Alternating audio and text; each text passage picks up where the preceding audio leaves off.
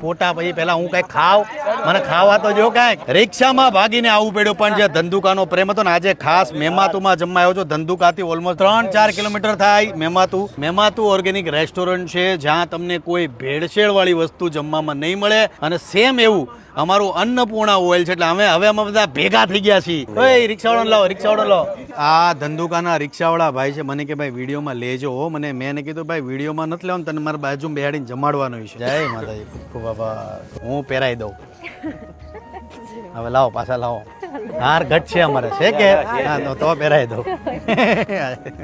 અમારે બે આવી ગયા. અમારા બાઉન્સરોની ટીમ છે અને સાથે આ અમારા ડીલરો છે, અમારા ચુડાસમાના સાવજો તમે કહી શકો. અહીંયા અમારા આ રિક્ષાવાળા છે, ધંધુકાનું નાક તમે કહી શકો. તમે ઉપાડવા લાગો.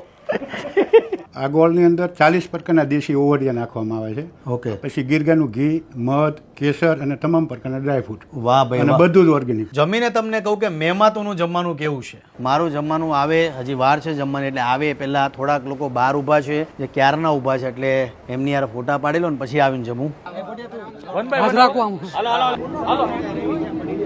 આ છે મેમાતુનું ભાણું, લીલા વાંસનું શાક, ખજૂરનું શાક, કાજુ ગાંઠિયા, લીલી તુવેરનું શાક, રીંગણનો ઓળો, કાજુ લસણ, આખી ડુંગળી, અખરોટનું શાક. વાહ ભાઈ, આ જુઓ તમે, નારિયેળની અંદર બનેલું અખરોટનું શાક. વિચાર કરો કે આ નારિયેળની અંદર જ શાક બનાવે, પોણો કલાક બનતા થાય અને એ બની જાય ને આખું હળગી જાય ને પછી એની અંદર જે શાક હોય બહાર કાઢીને ફ્રેશ નારિયેળમાં. ભાઈ ખજૂરનું શાક, એટલે આમ તો હું ખજૂરભાઈ ને પાછો આજે ખજૂરભાઈ ખાય ખજૂરનું શાક. હોટલની વિશેષતા એ છે કે આની અંદર જે 9 પ્રકારની વસ્તુ છે, ખાંડ છે, મીઠું છે, પનીર છે, ચોખા છે, તળેલું છે, ફ્રાય કરેલું નહીં, એલ્યુમિનિયમમાં નહીં, ગેસમાં પકાવવાનું નહીં, ચૂલામાં જ પકાવવાનું, લાકડાના ચૂલામાં.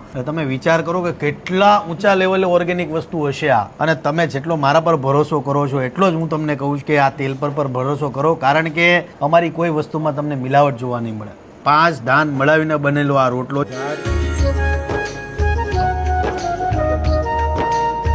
ચાલો, જય માતાજી ભાઈ. થોડીક જગ્યા આપો ભાઈ. આ હતું મેમાતું, બહુ મજા આવી. પેલા બૂટ પહેરલો ઉભા રહ્યો. ચાલો ભાઈઓ, જય માતાજી. જય માતાજી.